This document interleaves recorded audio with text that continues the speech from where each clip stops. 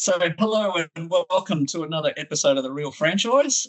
This video series is designed just to deliver real information and real answers and insights into franchising. So, this whole series is brought to you by James Home Services Australia. My name's Justin Kelly. I'm actually one of the owners of the company, but I've also been a franchisee for many years myself. And today we're doing another one in the series of meeting some of our team. So, we're back in Queensland today. We're meeting with Matt. Matt, you're in Dalby, is that correct? You haven't moved it? Yes, I haven't moved. No plans on moving out of Dalby. Great. And for those that are watching that may not be Queenslanders, where on earth is Dalby in Queensland? About 3 hours west of Brisbane. Great. So you're sort of a rural town. Yes. Yeah. How big is Dalby? 30-odd thousand. Okay. Right, yeah. Right. Roughly. Okay. And quite an agricultural area? And yeah, primarily agricultural, cotton, sorghum. Yeah. Well, I used to work out there myself. I used to count grub eggs in cotton, of all things. So, it was a thrilling job for many. Got me through uni. But so you're in Dalby, and I guess for those listening, tell us a bit about yourself. Where did you come from? What were you doing before? Do you have a family, or are you single? Yep. So obviously married with 4 kids. Yep. Before starting the franchise, we actually had the opportunity and took it and spent 3 years touring Australia. Yep. With most of that time being spent down around the Adelaide area. Okay. Yes. And then, obviously we made the decision to come back up here to help other family out. And I started thinking, going, what am I going to do for money? And I went, well, why don't I just start my own business? Right. So how did you come across James? What made you pick James? Well, ended up when I first started mowing, so I'm in lawn and garden, I started doing some research, but I also started doing some mowing at the same time. And then it come down to 3 options. Can't remember what they all were, but there was Jim's, James, and one other. Yep. And I sat down and I looked at the benefits between all 3. And James just stood out on top of the table. Right. Okay. So that led you to James, and then, well, if you can recall, because how long have you been going now in your own business? Just over 12 months. I don't know what it was, 14, 15 months.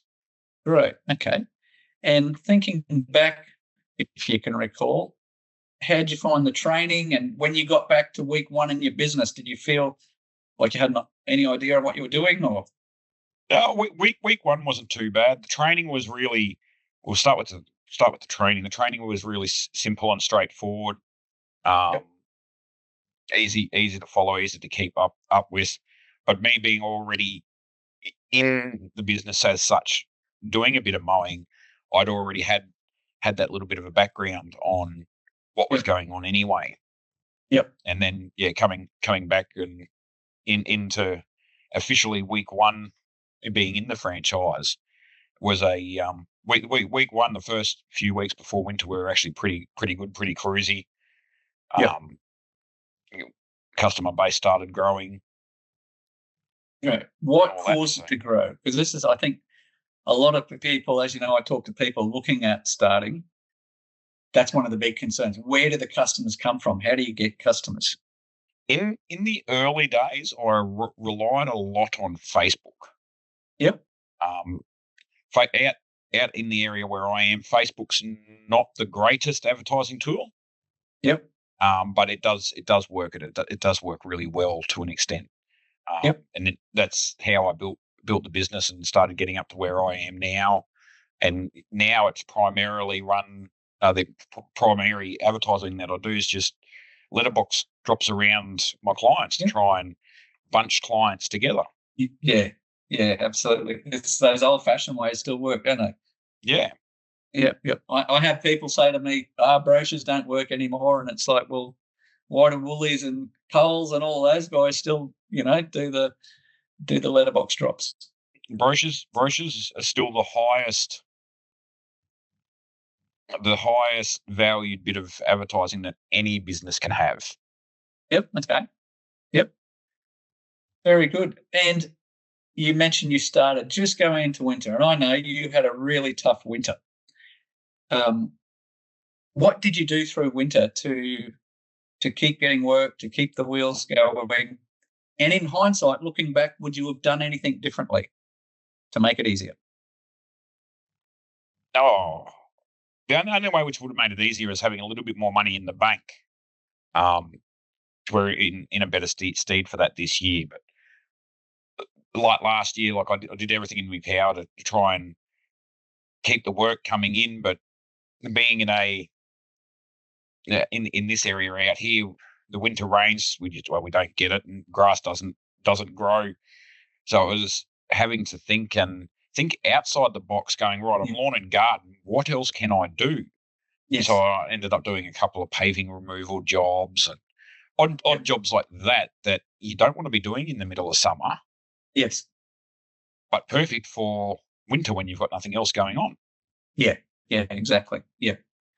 It's really the key, isn't it? I was just talking to someone down in Victoria that's starting with this, and yeah, he's setting himself up so that he's got all these different sorts of jobs. It's not, and I guess for those listening, it's one of the big messages, isn't it? This isn't just about cutting grass; it's about everything else. Thinking outside the box sometimes.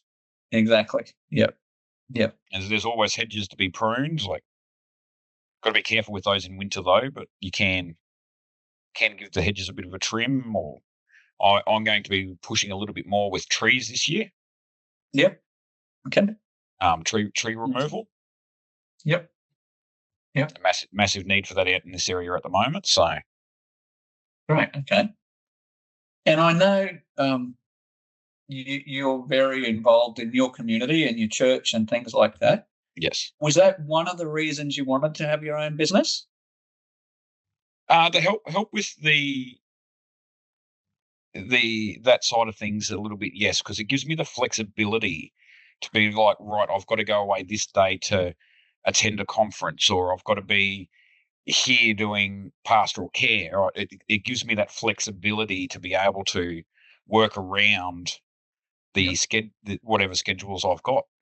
Yep. Yep. And do you find do you have to juggle clients, or are you able to condense your weeks, or how have you gone about giving yourself that flexibility? The best way I spent about 6 months trying a few different things, and what I've done now is I've gone to a 4-day work week. Yep. So I work Monday through to Thursday. Friday I will work if I absolutely have to. Yep.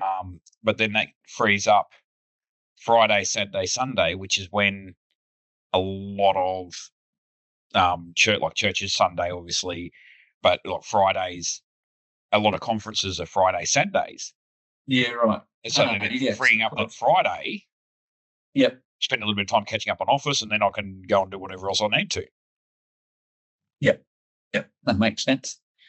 Very good. Well, I guess thinking broadly over your business, you're 12 months in, but 12 months is always the hardest in anything. I often say to people, it's like your apprenticeship, doing an apprenticeship first year. What lessons have you learned? Any words of knowledge that you'd impart to someone that's looking that they should take into account? Don't ease up on the advertising. Yep. The advertising is key for the first 12 months. Even through winter, you keep pushing that advertising. I still to this day, I still do use Facebook a little bit, but not as much. But yeah, so I'll now see the customer growth slow a little bit over winter, but come spring, I will gain 10 plus clients in September alone. Yep. Couldn't agree more. I often see when people start a business, particularly independent operators, it's almost like a bonfire, this marketing that's just heaps in the beginning. Yeah.